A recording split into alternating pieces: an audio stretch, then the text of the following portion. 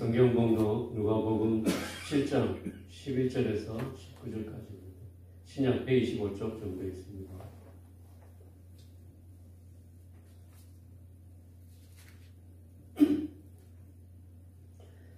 누가복음 17장 11절에 19절입니다. 제가 먼저 한 절 읽고 여러분 한 절 읽으신 후에 마저 19절 함께 읽겠습니다. 예수께서 예루살렘으로 가실 때에 사마리아와 갈릴리 사이로 지나가시다가 한 마을에 들어가시니 나병 환자 10명이 예수를 만나 멀리 서서 소리를 높여 이르되 예수 선생님이여 우리를 불쌍히 여기소서 하거늘 오시고 이르시되 가서 제 사람들에게 너희 몸을 부리라 하셨더니 그들이 가다가 깨끗함을 받은지라. 그 중에 한 사람이 자기가 나은 것을 보고 큰 소리로 하나님께 영광을 돌리며 돌아와 예수의 발 아래에 엎드리어 감사하니 그는 사마리아 사람이라. 예수께서 대답하여 이르시되 10사람이 다 깨끗함을 받지 아니하였느냐? 그 9은 어디 있느냐? 이 이방인 외에는 하나님께 영광을 돌리러 돌아온 자가 없느냐 하시고 그에게 이르시되 일어나 가라 내 믿음이 너를 구원하였느니라 하시더라. 아멘. 봄이 문 앞까지 왔다가 그냥 가버릴 것 같은 그런 날도 있었습니다. 여전히 찬 기운이 남아있고 또 예년처럼 봄인가 싶더니 여름으로 달려갈 수도 있는 종잡을 수 없는 날씨가 이어지고 있습니다. 늘 건강하시길 주님의 이름으로 축원드립니다. 아멘. 오늘 말씀에는 나병 환자 10명이 나오는 이야기입니다. 제가 예전에 한하운이라는 시인이 쓴 파랑새를 가르친 적이 있습니다. 나는 죽어서 파랑새 되리로 시작한 시는 언뜻 보면 동시처럼 단순한 시라고 생각하게 됩니다. 하지만 이 시를 짓게 된 배경 이야기를 읽은 후에는 이 파랑새라는 시가 다른 시로 보이게 됩니다. 시인이 자기 고향 마을에 왔지만 사람들의 눈이 의식되어서 낮에는 집으로 들어가지 못하고 밤이 될 때까지 그 마을 어귀에 숨어서 기다리며 새처럼 자유롭게 헐헐 날고 싶은 그 심정을 시에 담았다는 것을 알게 되면 파랑새라는 시가 시인의 깊은 고뇌와 슬픔과 한이 담긴 시라는 것을 깨닫게 됩니다. 이처럼 오늘 본문 말씀에도 이런 불치의 병을 앓고 있던 10명의 나병 환자가 예수님을 만난 이야기가 나옵니다. 이 이야기를 통해서 주님께서 믿는 우리에게 주시는 메시지가 무엇인지 깨닫고 각자 주시는 주님의 음성을 듣는 시간이 되길 주님의 이름으로 축원드립니다. 이 본문에 나오는 나병은 일반적으로 문둥병이라는 말로 불리는 병입니다. 하지만 구약에 나오는 이 나병은 이 문둥병이라고 하는 한센병 외에도 여러 전염성 피부 질환을 통틀어 부르는 말로 해석하는 것이 좋습니다. 그리고 나병에 관한 말씀이 구약인 레위기에 나옵니다. 나병에 걸린 환자들은 어떻게 해야 하고 치료와 정결 예식은 어떻게 해야 하는지 율법에 규정되어 있습니다. 특히 율법에 따르면 나병 환자들은 사람들과 격리가 되었습니다. 나병이 전염성이 있다고 생각했기 때문에 사람들과 함께 살지 못하고 마을 밖으로 나가 살아야 했습니다.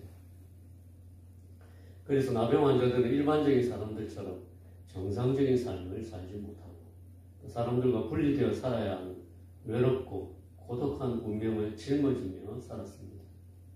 또한 사람들이 무의식적으로 자기 근처에 오면 큰 소리로 부정하다라고 외치면서 자기가 나병 환자라는 것을 알려서 사람들이 자기 근처에 오지 못하게 해야 했습니다. 레위기 13장을 보시면 나병 환자는 옷을 찢고 머리를 풀며 윗입술을 가리고 외치기를 부정하다 할 것이요 라고 율법에서 규정하고 있는 것입니다. 이는 참으로 수치스러운 일이었을 겁니다. 그리고 일반적으로 나병은 하나님에게 형벌받은 것이라고 사람들이 생각했습니다. 그러니 나병 환자들은 평생 자기가 죄인이며 부정한 자라는 것을 뼛속 깊이 마음에 새기며 살아갔습니다. 평범한 삶을 살아갈 수 없는 운명과 사람들로부터 죄인이라는 낙인이 찍혀서 전염이 될까봐 사람이 사는 마을에서 벗어나 외롭고 고독하게 살아있던 나병 환자의 운명, 그 운명은 참으로 슬프고 한스러운 것이었습니다. 그런데 이런 나병 환자 10명이 예루살렘으로 가시던 예수님을 만난 것입니다. 예수님의 소문을 익히 듣고 있던 그들은 먼 발치에서 소리 높여 예수님을 향하여 부르짖었습니다. 우리를 불쌍히 여기소서 외치며 주께 부르짖었습니다. 이 그들의 부르짖음은 그들의 간절한 기도였습니다.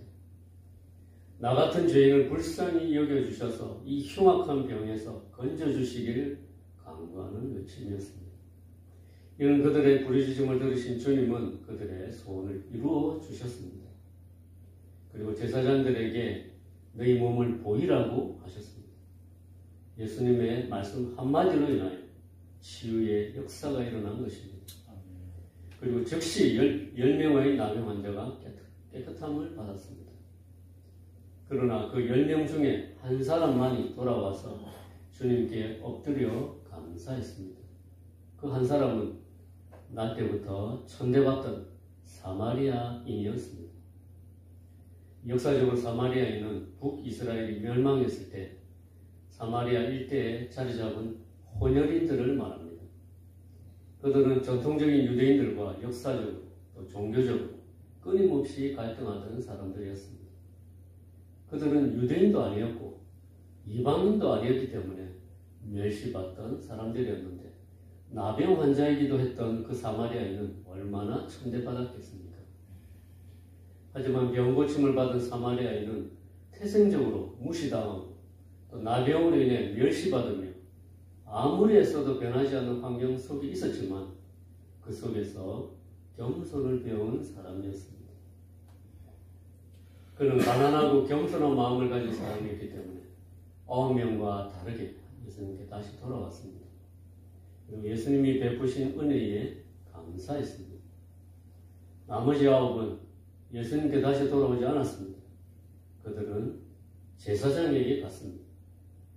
제사장에게 자기 몸을 보이고 정결 예식을 하고 예전처럼 아주 예전처럼 사람 사는 마을에서 인간답게 살려고 했을 겁니다. 그들은 예수님께 치유를 받았지만 예수님이 아니라 율법적인 삶으로 다시 돌아가 버렸습니다. 그리고 세상으로 돌아갔습니다. 그들은 육신의 병은 고칠 수 있었지만 영혼의 병은 고치지 못했습니다. 그렇지만 돌아온 사마리아인은 달랐습니다.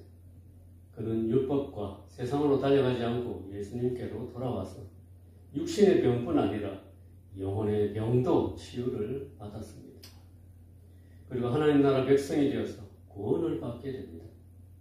그 사마리아인은 병고침보다 더 귀한 구원의 상급을 받게 된 것입니다. 이런 나병 환자를 우리가 묵상을 했는데 우리의 모습과 너무나 비슷합니다. 우리 또한 죄로 인해 병든 존재이기 때문입니다. 영혼의 병이 들어 하나님과 함께 살아갈 수 없는 운명을 지고 죽음의 어둠 속에서 또 서로서로 죄를 전염시키며 살아갑니다. 그리고 사형 선고를 받은 죽은 영혼이며 죽어가는 영혼입니다. 이런 관점에서 10명의 나병 환자가 고침을 받았지만 한 명의 사마리아인만이 예수님께 돌아온 이 사건을 통해서 주님께서는 몇 가지 교훈을 우리에게 주시고 있습니다. 첫 번째 교훈은 주님은 간절히 기도하는 자에게 응답하시는 하나님이시라는 것입니다. 10명의 나병 환자의 운명에 대해 앞에서 이미 말씀드렸습니다. 그들의 운명은 참으로 비참하고 외롭고 고통스러웠습니다. 그렇기 때문에 그들은 간절하게 예수님께 부르짖었습니다. 그들은 또한 자신들이 죄인이라는 것을 잘 알고 있었습니다. 그렇기 때문에 예수님을 만나러 왔지만 멀리 서서 우리를 불쌍히 여겨달라고 간구했던 것입니다. 이처럼 주님께 응답받는 기도는 진실한 회개와 간절한 부르짖음이 동반될 때 일어납니다. 이런 응답받는 기도의 삶을 살아가시길 간절히 축원합니다. 다음으로 9명의 유대인은 율법으로 돌아갔지만 한 명의 사마리아인은 율법이 아니라 예수님께로 돌아간 사실입니다. 이를 통해 우리는 율법적인 삶이 아니라 은혜 안에 강한 삶을 살아가는 것이 참으로 구원받은 성도의 바른 삶이라는 것을 배울 수 있습니다. 우리는 분명 율법 때문에 죽었지만 예수님 때문에 다시 살아났습니다. 그런데 아이러니하게도 이 다시 살아난 사람들은 다시 율법으로 돌아가려고 한다는 것입니다. 여전히 죄의 본성이 남아있기 때문에 자기 의를 세우려고 율법으로 돌아가려고 합니다. 이 은혜를 망각하고 본성을 따라서 다시 예전의 삶으로 돌아가려고 합니다. 마치 애굽을 탈출한 이스라엘이 광야길에서 끊임없이 애굽으로 돌아가려고 했던 것처럼 말입니다. 그렇기 때문에 우리는 돌아온 사마리아인처럼 예수님께로, 즉 은혜로 돌아가야 함을 잊어서는 안 됩니다. 또한 세상으로 돌아가는 삶이 아니라 사람들에게 인정받는 삶이 아니라 예수님께 인정받고 축복받는 사람이 되어야 함을 또한 가르쳐 주십니다. 지금도 한 마을에 들어가신 예수님처럼 세상이 아니라 나의 의를 나타내기 위해 율법적인 삶을 살아가는 것이 아니라 나를 찾아오신 예수님께 돌아가서 예수님께 은혜를 입고 예수님께 축복받는 삶을 살아가야 합니다. 이 돌아온 사마리아인은 예수님께 축복을 받았습니다. 우리가 늘 돌아가야 할 곳은 율법이 세운 제사장이 아니라 예수님 폼입니다. 사람이 아니라 주님입니다. 간혹 교회를 나온 분들 중에 사람 때문에 계속 실족하는 사람이 있습니다. 예수님을 바라보지 않고 사람을 자꾸 보기 때문입니다. 이 사실을 잊지 않으시길 축원드립니다. 아멘. 세 번째로 운명처럼 변하지 않는 환경 속에서 불평하지 않고 겸손함을 배워야 하는 것입니다. 이 9명은 주님께 은혜를 입었지만 교만해져서 떠나버렸습니다. 이 신앙생활을 하다 보면 이런 일들이 비일비재합니다. 은혜를 입었지만 그 은혜를 잊고 살아가는 경우가 너무도 많지 않습니까? 그리고 작은 어려움이 오면 그런 환경 속에서 불평하고 원망합니다. 주님은 우리 믿는 자에게 힘든 환경을 주실 때가 있습니다. 그러나 그런 힘든 환경은 아무 의미 없는 것이 아닙니다. 사도 바울도 주님께 많은 은혜를 입었지만 주님께서 그에게 육체의 가시를 주셨습니다. 그 가시가 너무 괴로워서 3번을 간구했을 때 주님께서 이렇게 대답하셨습니다. 내 은혜가 내게 족하도다. 이는 내 능력이 약한 데서 온전하심이라 하셨습니다. 주님은 우리가 환경을 바라보기보다 하나님을 바라보는 시야를 가지길 바라십니다. 이런 시야를 가지려면 변할 것 같지 않는 그런 환경 속에서 겸손함을 먼저 배워야 하는 것입니다.